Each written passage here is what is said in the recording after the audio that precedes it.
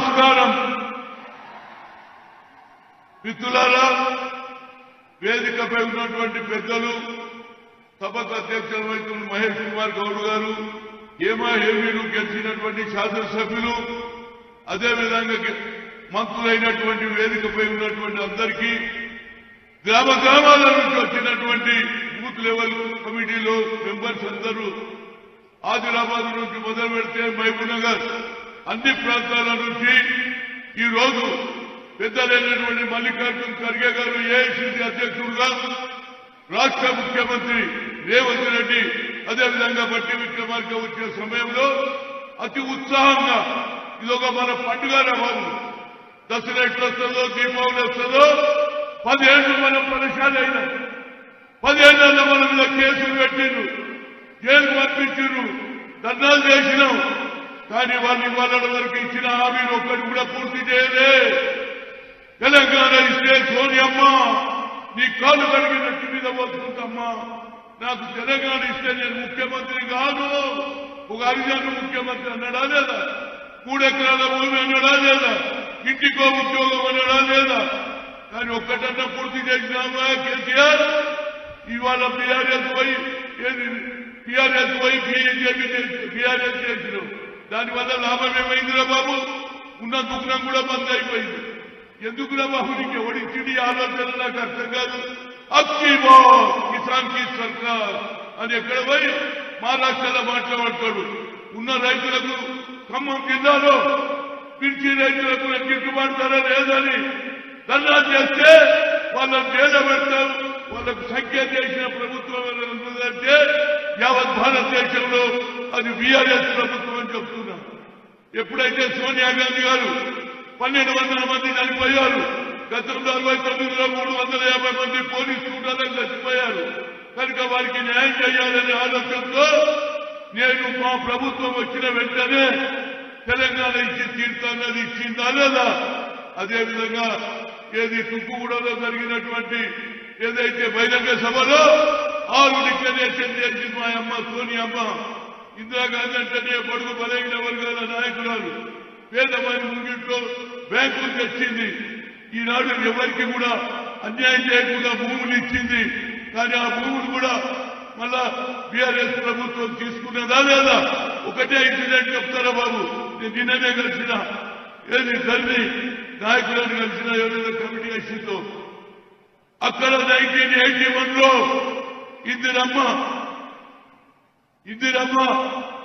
ఏదైతే 94 ఎకరాలు 10 మంది మాకు ఎస్సీలకు ఇస్తే అది కూడా వాళ్ళ కోడర్ల పేరు చేసుకున్నాడు రాజీ కృష్ణారెడ్డి. ఆయన ఇలాంటి ధర్ని ఎవరికి కావాలన్నా బాబు? రేవంత్ రెడ్డి అన్నాడు మేము వస్తే ధర్ని తీసేస్తున్నాడు. రాహుల్ గాంధీ గారు కూడా అన్నాడు మేము వస్తే ధర్ని తీసేస్తున్నాం. దాన్ని ధర్నిని తీసేయాల్సిందే. ఎట్టి పరిస్థితుల్లో రాహుల్ గాంధీ అన్నాడు క్రమంలో ఇందిరమ్మ ఇచ్చిన భూములు కూడా మళ్ళా దొరల పాలైందన్నాడు.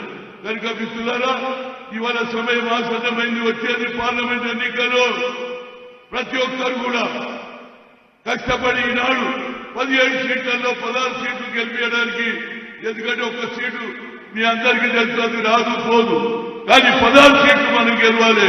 అప్పటికే ఆ డిక్లరేషన్ కావు కావు కావు కావు అంటున్నారు. ఎట్లా కాదురాబాయ్? మీరెక్క అబద్ధం చెప్తామా? మేము ఇచ్చిన మాట నిలబెట్టుకునే కాంగ్రెస్ పార్టీ ఇందిరమ్మ చనిపోతే 3 రోజులు అన్నం తినలే, పొయ్యి ముట్టియలే. అందుకుంటే రాజీవ్ గాంధీ రావడంతో 73-74 అమెండ్మెంట్ తీసుకొచ్చి ఏది నగర పాలికల జిల్లా పరిషత్లో మహిళలకు రిజర్వేషన్ ఇచ్చిన ఏకైక నాయకుడు ఎవరైనా ఉన్నాడా? అదేవిధంగా రాజీవ్ గాంధీ కొడుకు రాహుల్ గాంధీ కన్యాకుమారి నుంచి కనిపిస్తున్నా దర్శించిన తర్వాత బడుగు బలైన వర్గాల సంగతి తెలుసుకున్నాడు, రైతుల సంగతి తెలుసుకున్నాడు, నిరుద్యోగుల సంగతి తెలుసుకున్నాడు.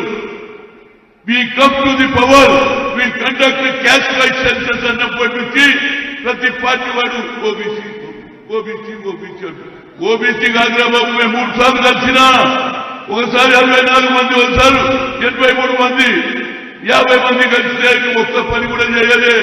ఇవాళ ఒక్కసారి మాత్రం ఏది భారత రత్న కర్పూరి ఠాకర్కి ఇవ్వడం తోడు కాదురా బాబు. నిజమైన పేదలకు నువ్వు ఏమైనా చేసినావని అడుగుతున్నా. మా బీసీలు 54% ఉన్నారు. వారికి న్యాయం జరగాలని కోరుతున్నాం. ఎస్సీలకైతే రిజర్వేషన్ బాబాసాహెబ్ అంబేద్కర్ మాకు అయ్యలేదు అమ్మలేదు. తప్పనిసరిగా రాహుల్ గాంధీ ఆలోచనలు రేవంత్ రెడ్డి కానీ అదేవిధంగా సోనియా గాంధీ ఇంప్లిమెంట్ చేస్తుంది. మల్లికార్జున ఖర్గే పేదవాడు ఏది ఎస్సీ నుంచి వచ్చినటువంటి మీరు అన్నారు ఒకే కుటుంబం అన్నారు.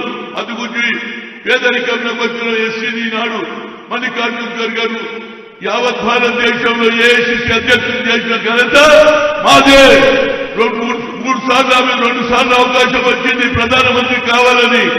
నేను ఉన్నాను, ప్రజాపక్షాన ఉంటాను. ఆర్థికవేత్త అయినటువంటి మన్మోహన్ సింగ్ ను ప్రధానమంత్రి చేసినటువంటి ఏకైక పార్టీ ఉన్నదంటే దానికి ఇవ్వాల. ఆయన ఎవరు? జగన్మోహన్ రెడ్డి. ఏమంటున్నారు తెలుసా? ఏది కుటుంబంలో కొట్లాట పెడతాదట కాంగ్రెస్ పార్టీ.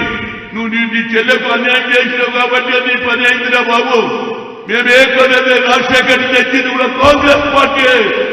రాజశేఖర్ ముఖ్యమంత్రి కాకపోతే నువ్వు జగన్మోహన్ రెడ్డి ముఖ్యమంత్రి అయిందిరా బాబు. మేము ఇళ్ళలో కొట్లాట పెడతాము. అదే ఇవాళ రాజశేఖర్ రెడ్డి అయినట్టే కేవలం సోనియా గాంధీ దయ వల్లనే అయ్యిండు కనుక దాని మీద మర్చిపోయి కాంగ్రెస్ కూడా విమర్శిస్తున్నాం. జగన్మోహన్ రెడ్డి నీ పని అయిపోయింది వాళ్ళు. నేను ఎప్పుడో చెప్పినా మా చెల్లెకు అమ్మ షర్మిలమ్మ నాంపల్లి రైల్వే స్టేషన్ లో పొడగొట్టుకొని సికింద్రాబాద్ రైల్వే స్టేషన్ లో దొరికాయమ్మ. ఏడు అన్యాయం జరిగిందో అనుకుంటే లేటుగా పోయింది తల్లి. మొదలే పోయింటే ఇలా తప్పనిసరిగా ఊపు వస్తుండే. ఇప్పటికైనా ఆమె తప్పనిసరిగా కాంగ్రెస్ ను బలోపేతం చేయడానికి వచ్చింది. జగన్మోహన్ రెడ్డి మరొకసారి కాంగ్రెస్ వ్యతిరేకంగా మాట్లాడినామనుకో ఈ సంగతి అంతా చెప్తా. రాజశేఖర్ ఏ విధంగా అయిండు, సోనియా గాంధీ ఏ విధంగా చేసింది, ఆనాడు ఉన్నటువంటి నాయకులు వ్యతిరేకం చేసినా మా అమ్మ ఏది ఇందిరాగాంధీ ఇచ్చింది రాజశేఖర్ రెడ్డికి. ఆనాడు చాలా మంది వ్యతిరేకం చేసినా ఆనాడు నేను కష్టపడి మిత్రుడికి న్యాయం చేసిన అది మర్చిపోయి అలా కాంగ్రెస్ నిలిస్తే మాత్రం జగన్మోహన్ రెడ్డి మీద అంతు చూస్తాం. వచ్చే ఎన్నికల్లో నీ పని ఖతం. తప్పనిసరిగా షర్మిల ఊరూరు తిరిగి తప్పనిసరిగా సోనియా గాంధీ రాహుల్ గాంధీ గురించి చెప్పి కాంగ్రెస్ ను బలోపేతం చేస్తారని చెప్తూ ఇక్కడ కూడా వచ్చే పార్లమెంట్ ఎన్నికల్లో అన్ని విజయం సాధించిన ప్రతి కార్యకర్త కూడా ముందుకు రావాలని అదేవిధంగా రేవంత్ రెడ్డిని కోరుతున్న ఎన్ని కేసులు పెట్టారో అన్ని కేసులు తీసేయాలి. అన్యాయంగా పెట్టిన కేసులు రైతుల మీద, నిరుద్యోగుల మీద, యువకుల మీద, స్టూడెంట్ల మీద కనుక తప్పనిసరిగా ఆ కార్యక్రమం చేస్తాడని అదేవిధంగా రేపు జరగబోయే కార్పొరేషన్ కమిటీలలో ఒరిజినల్ కాంగ్రెస్ వాళ్లకు కష్టపడే వాళ్ళకు కూడా టికెట్ రాని వాళ్లకు అన్యాయం జరిగిన వాళ్ళకు ఇవ్వాలని కోరుతూ సెలవు తీసుకున్నారు. జై జై తెలంగాణ.